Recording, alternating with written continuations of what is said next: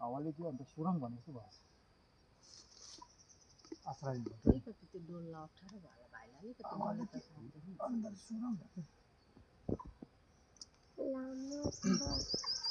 लामो रहेछ।